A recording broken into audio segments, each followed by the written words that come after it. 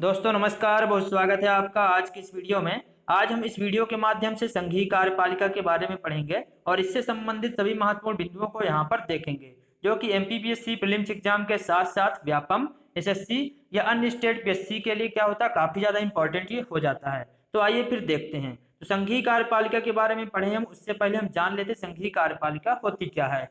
तो यहाँ पर पहले हम देखते हैं कार्यपालिका के बारे में। कार्यपालिका जो होती है दो स्तरों पर कार्य करती है।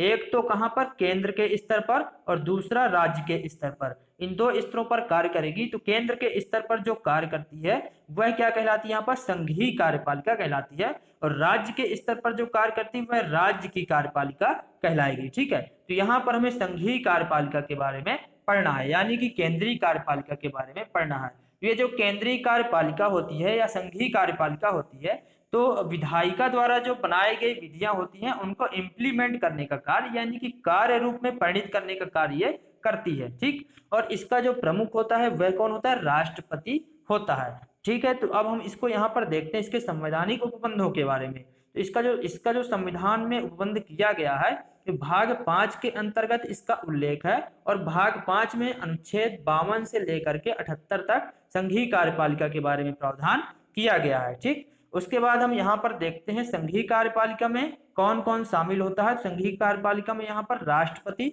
उपराष्ट्रपति, प्रधानमंत्री, संघीय मंत्रिपरिषद और महान्यायवादी होते हैं।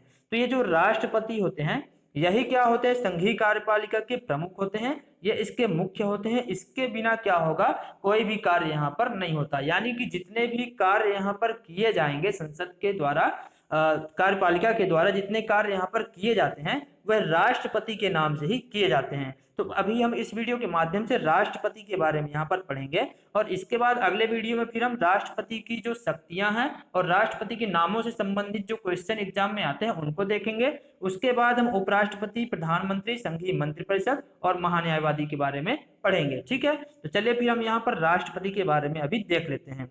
तो राष्ट्रपति के बारे में यदि कहा जाए तो भारत का क्या होता है, प्रथम नागरिक होता है। क्योंकि राष्ट्रपति का जो पद है वह क्या है, सर्वोच्च पद होता है। भारत का क्या, सबसे सर्वोच्च पद यानी सबसे उच्च पद होता है। इसलिए क्या होगा, राष्ट्रपति भारत का प्रथम नागरिक है।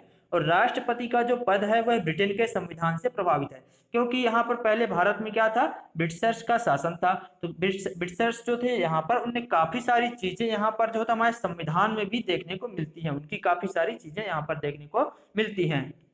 तो क्योंकि ब्रिटेन में क्या होता है, वहां पर जो शासन होता है क्राउन का शासन होता है, यानी कि वहां पर राजा का शासन होगा या रानी का शासन होगा। ठीक है, तो इसी तरह से यहाँ पर हमारे भारत में क्या होता है, राष्ट्रपति का शासन होता है। क्योंकि वहां पर ब्रिटेन में क्या है, राजा होता है वह क्या होता है, वहां का प्रमुख होता है। इसी तरह से हमारे देश का प्रमुख राष्ट्रपति होता है। ठीक, इसके बाद अनुच्छेद 52 से 62 में यहाँ पर कहा गया राष्ट्रपति के पद से संबंधित प्रावधान किए गए। कहां पर, अनुच्छेद 52 से लेकर 62 तक में राष्ट्रपति संबंधित प्रावधान किए गए हैं। अनुच्छेद 52 में क्या कहा गया, अनुच्छेद 52 में कहा गया भारत का क्या होगा, एक राष्ट्रपति होगा। यानी कि भारत का राष्ट्रपति यदि पूछा जाए किस अनुच्छेद में कहा गया है तो अनुच्छेद 52 के अंदर हो जाएगा। और भारत का एक राष्ट्रपति होगा, इसका एक मतलब यह भी निकलता है कि राष्ट्रपति का जो पद है वह क्या है, कभी भी रिक्त नहीं हो सकता। तो अगर राष्ट्रपति मान लीजिए कहीं बाहर चले जाते, किसी दूसरे देश में चले जाते हैं, या क्या हो जाए, वह पहले ही क्या कर दे, पद त्याग कर दे, है ना।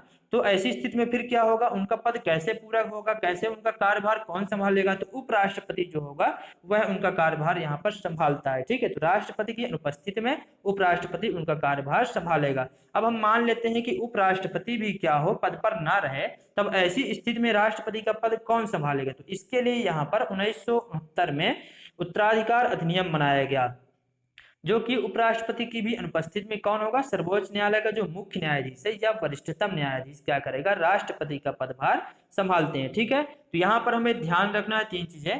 पहले तो यहाँ पर राष्ट्रपति होगा, उसके बाद यदि राष्ट्रपति क्या होते हैं अपने पद पर नहीं रहते हैं तो कौन होगा, उपराष्ट्रपति उनके पद को संभालेगा। और यदि उपराष्ट्रपति भी पद पर नहीं रहते हैं तो ऐसी स्थिति में सर्वोच्च न्यायालय का जो मुख्य न्यायाधीश है या वरिष्ठतम न्यायाधीश है राष्ट्रपति का पदभार संभालते हैं। दोस्तों कई बार क्वेश्चन एग्जाम में आ चुके हैं, इसलिए हमें ये चीज जरूर ध्यान रखनी है। उसके बाद हम यहाँ पर देखते हैं अनुच्छेद 53 की बात करते हैं। इसमें क्या कहा गया, अनुच्छेद 53(1) में यहाँ पर कहा गया भारत में संघीय कार्यपालिका का प्रमुख राष्ट्रपति होता है। वही चीज है जो अभी हमने कार्यपालिका की बात कही थी, संघीय कार्यपालिका का कौन होगा, यहाँ पर राष्ट्रपति होता है। और राज्य में कौन होता है, वहां पर राज्यपाल क्या होगा, प्रमुख होगा। ठीक, यहाँ पर संघीय कार्यपालिका पढ़ रहे हैं इसलिए राष्ट्रपति इसका प्रमुख होता है। फिर है राष्ट्रपति की योग्यताएं। तो अनुच्छेद 58 में राष्ट्रपति की योग्यताओं के बारे में कहा गया है, यानी कि जो व्यक्ति क्या करे, राष्ट्रपति का चुनाव लड़ेगा उसके लिए क्या योग्यताएं निर्धारित की गई। तो पहली चीज तो भारत का नागरिक हो, स्वाभाविक सी बात है, जो भारत का नागरिक होगा वही क्या होगा, राष्ट्रपति का चुनाव यहाँ पर लड़ पाएगा। 35 वर्ष की आयु फिर हो जाएगा, 35 वर्ष की आयु जो व्यक्ति पूर्ण कर चुका हो वह यहाँ पर चुनाव लड़ेगा, इससे कम वाला जो होगा वह यहाँ पर नहीं लड़ सकता। ठीक, फिर यहाँ पर लोकसभा का सदस्य बनने की योग्यता रखते हो। यहाँ पर हमें ध्यान रखना, राज्यसभा या विधान परिषद इनका सदस्य यहाँ पर नहीं चलेगा, केवल लोकसभा का सदस्य बनने की जो व्यक्ति योग्यता रखता होगा वह यहाँ पर चुनाव लड़ पाएगा। उसके बाद अगला पॉइंट है, संघ सरकार या राज्य सरकार के अधीन कोई लाभ का पद धारण ना करता हो, यानी केंद्र सरकार और राज्य सरकार के अधीन किसी लाभ के पद पर ना हो, है ना। तो लाभ के पद का निर्धारण कैसे होगा, कैसे पता चलेगा कि लाभ का पद है या नहीं है। तो लाभ के पद का निर्धारण किसके द्वारा किया जाएगा, संसद के द्वारा किया जाएगा। यह भी हमें यहाँ पर ध्यान रखना है। यदि क्वेश्चन आ जाए कि लाभ के पद का निर्धारण कौन करेगा, तो संसद के द्वारा किया जाएगा। ठीक, और ये जो लाभ का जो पद होता है, जैसे हमारे जो विधायक होते हैं, सांसद होते हैं, यह क्या होते हैं, समाज सेवक होते हैं, इसलिए इनके पद को यहाँ पर क्या कहा जाएगा, लाभ का पद ये नहीं है। ठीक है, तो सांसद या विधायक जो होते हैं लाभ के पद पर वो नहीं होते। ठीक, इसके बाद यहाँ पर हम बात करते हैं राष्ट्रपति का निर्वाचन, यानी इनका इनका इनका चुनाव कैसे होगा। तो इनका जो चुनाव होगा वह अप्रत्यक्ष रूप से होगा, यानी प्रत्यक्ष रूप से नहीं किया जाएगा। इसका मतलब क्या है, जनता द्वारा यहाँ पर सीधे वोटिंग नहीं की जाएगी, बल्कि क्या होगा, जनता क्या करेगा, विधायक और सांसदों को चुनती है, यानी प्रतिनिधियों को चुनेगी, और वह जो जनता द्वारा चुने गए प्रतिनिधि हैं वह राष्ट्रपति के चुनाव में क्या करेंगे, भाग लेंगे। ठीक है, फिर यहाँ पर अनुच्छेद 54 में कहा गया राष्ट्रपति का निर्वाचन एक निर्वाचक मंडल द्वारा होगा। यही जो सांसद और विधायक है वही क्या होंगे, यहाँ पर निर्वाचक मंडल के अंदर होंगे, लेकिन सभी लोग नहीं होंगे। तो कौन कौन होंगे वह भी हम यहाँ पर देख लेते हैं। तो निर्वाचक मंडल में कौन होगा, निर्वाचक मंडल में संसद के दोनों सदनों के निर्वाचित सदस्य, यानी कि लोकसभा और राज्यसभा के जो निर्वाचित सदस्य होंगे वह इसमें शामिल होंगे। यहाँ पर हमें ध्यान रखना, मनोनीत सदस्य जो होंगे वह यहाँ पर शामिल नहीं होते। ठीक है, इसके बाद यहाँ पर बात करते हैं राज्य विधानसभा के निर्वाचित सदस्य, यानी कि जो राज्य विधानसभा के निर्वाचित सदस्य होंगे वह होंगे केवल शामिल, मनोनीत सदस्य यहाँ पर भी शामिल नहीं होंगे। और दिल्ली और पुदुचेरी विधानसभा के निर्वाचित सदस्य इसमें शामिल होंगे, राष्ट्रपति के निर्वाचन में भाग लेंगे ये। ठीक है, 70वें संविधान संशोधन द्वारा इनको यहाँ पर जोड़ा गया था, यह भी हमें ध्यान रखना है। एग्जाम में पहले चीज पूछी जा चुकी है, इसलिए इसे हमें जरूर ध्यान रखना है। कौन से संविधान संशोधन द्वारा, तो 70वें संविधान संशोधन द्वारा दिल्ली और पुदुचेरी विधानसभा के निर्वाचित सदस्यों को राष्ट्रपति के निर्वाचन में भाग लेने के लिए यहाँ पर स्वीकृत किया गया था। ठीक है, उसके बाद फिर अगला पॉइंट यहाँ पर देख लेते हैं। तो राष्ट्रपति के चुनाव में कौन भाग नहीं ले सकता, यह भी जान लेते हैं। तो जो गैर निर्वाचित सदस्य होंगे, यानी कि मनोनीत सदस्य, और राज्य विधान परिषद के जो सदस्य हैं वह भी यहाँ पर भाग नहीं लेंगे। क्योंकि आप जानते हैं कि राज्य विधानमंडल जो होता है उसके दो भाग होते हैं, एक तो विधानसभा, दूसरा विधान परिषद। तो यहाँ पर विधानसभा के सदस्य तो भाग ले सकते हैं, लेकिन विधान परिषद के सदस्य यहाँ पर भाग नहीं ले सकते, ये हमें यहाँ पर ध्यान रखना है। ठीक है, फिर यहाँ पर अनुच्छेद 55 में क्या कहा गया, तो राष्ट्रपति की निर्वाचन पद्धति के बारे में यहाँ पर बताया गया है, यानी कि इनका निर्वाचन कैसे होगा। तो यह अनुपातिक प्रतिनिधित्व के एकल हस्तांतरणीय मत प्रणाली द्वारा किया जाएगा। और यहाँ पर एक चीज और हमें यहाँ पर ध्यान रखनी है, राष्ट्रपति जो होते हैं इनको चुनाव लड़ने के लिए क्या करना होता है, यहाँ पर एक कोटा प्राप्त करना होता है। ठीक है, उसके आधार पर फिर क्या कर पाते हैं, यहाँ पर चुनाव लड़ पाते हैं। और राष्ट्रपति जो होते हैं पुनर्निर्वाचन के क्या होते हैं, पात्र होते हैं, यानी कि राष्ट्रपति जितनी बार चाहे उतनी बार राष्ट्रपति बन सकते हैं, है ना। जैसे कि अमेरिका में होता है, वहां पर क्या है, वहां पर केवल 2 बार ही कोई व्यक्ति क्या होता है, राष्ट्रपति बन पाता है, लेकिन यहाँ पर ऐसा नहीं है। यहाँ पर जितनी बार चाहे उतनी बार क्या होगा, राष्ट्रपति बन सकते हैं। फिर उसके बाद हम यहाँ पर देखते हैं राष्ट्रपति के निर्वाचन से संबंधित अन्य महत्वपूर्ण बिंदु जो हैं। यदि राष्ट्रपति का चुनाव कोई व्यक्ति लड़ रहा है तो उसके लिए आवश्यक है 50 संसद सदस्य क्या हो, प्रस्तावक हो, और 50 अन्य सदस्य जो हो वह उसके क्या हो, समर्थक हो। ठीक है, यह हमें यहाँ पर ध्यान रखना है।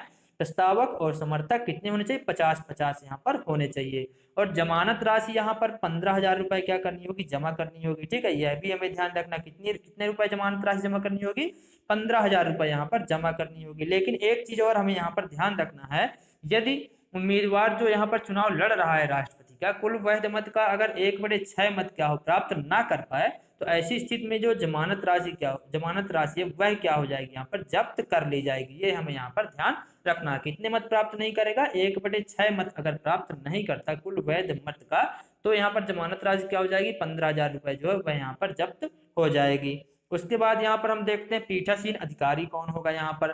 तो जब चुनाव हो रहा है तो पीठासीन अधिकारी भी होगा। पीठासीन मतलब कि रिटर्निंग ऑफिसर जो होता है, ठीक है। तो लोकसभा तथा राज्यसभा के महासचिव जो होंगे, ये क्या होता है, चक्रीय क्रम में पीठासीन अधिकारी बनेंगे। यानी कि एक बार क्या होगा, लोकसभा का जो महासचिव होगा वह बनेगा, और दोबारा जब राष्ट्रपति के चुनाव होंगे तो कौन बनेगा, तो फिर यहाँ पर राज्यसभा का बनेगा ना, इस तरह से यहाँ पर बनेंगे, ठीक है।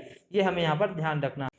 फिर अगला महत्वपूर्ण बिंदु हमारा यहाँ पर व्हिप का नियम लागू नहीं होता। दोस्तों पहले एग्जाम में आ चुका है, इसलिए इसे जरूर ध्यान रखना है। राष्ट्रपति के चुनाव में व्हिप का नियम क्या होता है, लागू नहीं होता। अब यहाँ पर बात करते हैं व्हिप का नियम होता क्या है।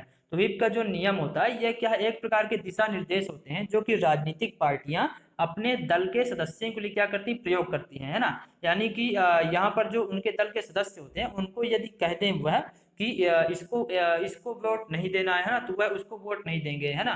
तो इस तरह से यहाँ पर क्या होता है, उन पर दल बदल विरोधी कानून भी लागू होता है। अगर अपनी पार्टी की बात को नहीं मानते हैं तो ऐसी स्थिति में उनके खिलाफ कार्यवाही की जा सकती है, और उनको पार्टी से निकाला भी जा सकता है पार्टी विरोधी गतिविधियों के कारण, है ना। लेकिन राष्ट्रपति का जब चुनाव होता है तो यहाँ पर क्या होता है, यहाँ पर यह लागू नहीं होता, क्योंकि जो राष्ट्रपति को जो वोट देता है, राष्ट्रपति के जो भी यहाँ पर चुनाव लड़ता है उसको वोट देता है, तो यहाँ पर क्या है, वोट देने के लिए वो स्वतंत्र होता है। जो वोटर है वह स्वतंत्र है, तो वह किसी को भी वोट दे सकता है चाहे तो किसी को भी वोट ना दे, है ना।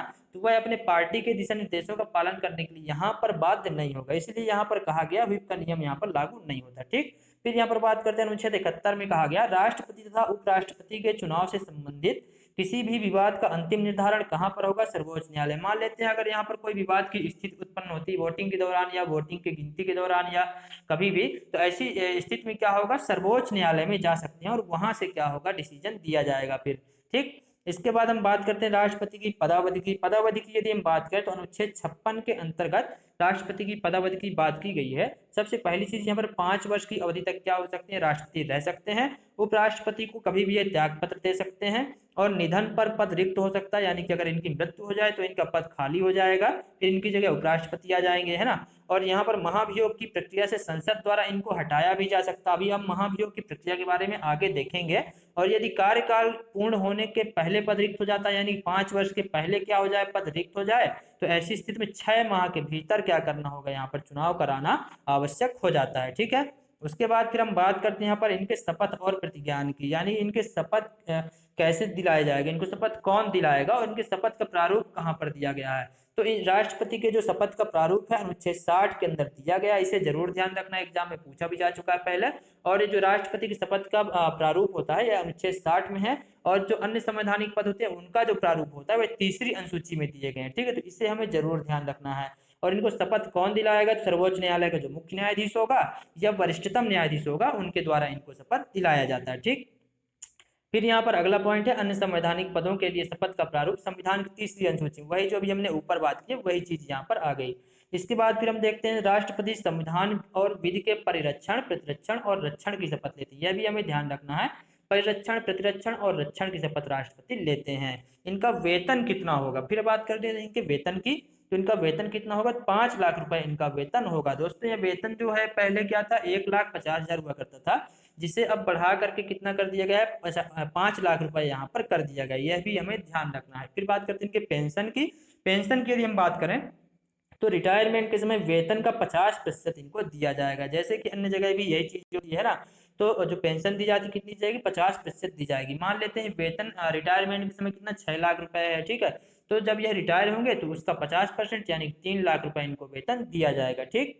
फिर परिलब्धियां, भत्ते व विशेषाधिकार की बात करते हैं। इनको कुछ परिलब्धियां यानी कि उपलब्धियां प्राप्त होती है, जैसे इनको रहने के लिए भवन दिया जाता है और उसका किराया इनसे नहीं लिया जाता, यानी कि रेंट नहीं लिया जाता है, ठीक है।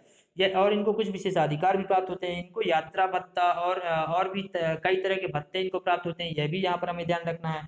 तो संसद विधि द्वारा क्या करती है, इन सब चीजों का निर्धारण करती है, यानी कि संसद द्वारा इसका निर्धारण किया जाएगा। और मान लेते हैं हम संसद द्वारा इसका निर्धारण अगर नहीं किया गया, संसद इसे निर्धारित नहीं करती, तब क्या होगा, तो यहाँ पर संविधान की 2री अनुसूची में विनिर्दिष्ट है उसका यह हकदार होगा। यानी कि फिर क्या होगा, संविधान की दूसरी अनुसूची के अनुसार इनको परिलब्धियां, भत्ते और विशेषाधिकार दिए जाएंगे। ठीक, तो ये दोनों चीजें ध्यान रखनी, एक तो संसद द्वारा और दूसरी अनुसूची में भी इसके लिए यहाँ पर उपबंध किए गए हैं। इसके बाद हम बात करते हैं महाभियोग की प्रक्रिया। इनके ऊपर यानी कि इनको हटाने के लिए क्या किया सकता है, इनके विरुद्ध महाभियोग की प्रक्रिया लाई जा सकती है। और महाभियोग अनुच्छेद 61 के तहत महाभियोग की प्रक्रिया लाई जाएगी। अनुच्छेद 61 में इसका उल्लेख किया गया है। तो महाभियोग की प्रक्रिया कैसे लाई जाएगी, ये सब चीजें हम देख लेते हैं। केवल संसद में लाई जाएगी पहली चीज, यानी कि लोकसभा और राज्यसभा के अंदर ही लाई जा सकती है। ठीक, विधानसभा और विधान परिषद के अंदर यह नहीं लाया जा सकता। केवल कहाँ लाया जाएगा, संसद में। ठीक है, संसद के किसी भी सदन में प्रारंभ की जा सकती है प्रक्रिया, यानी कि चाहे लोकसभा हो चाहे राज्यसभा, कहीं पर भी पहले प्रारंभ की जा सकती है। ऐसा कोई जरूरी नहीं कि पहले लोकसभा में प्रारंभ हो, पहले राज्यसभा में प्रारंभ हो, कहीं पर भी यह प्रक्रिया प्रारंभ हो सकती है, दोनों ही सदनों में। संसद के सभी सदस्य भाग ले सकते हैं, यानी कि निर्वाचित और गैर निर्वाचित दोनों ही सदस्य यहाँ पर भाग लेते हैं। जैसे जो चुनाव हुआ था वहां पर क्या था, इनका जब चुनाव होता है तो वहां पर केवल निर्वाचित सदस्य भाग लेते हैं, गैर निर्वाचित वहां पर नहीं लेते, यानी कि मनोनीत है ना, तो वहां पर भाग नहीं लेते।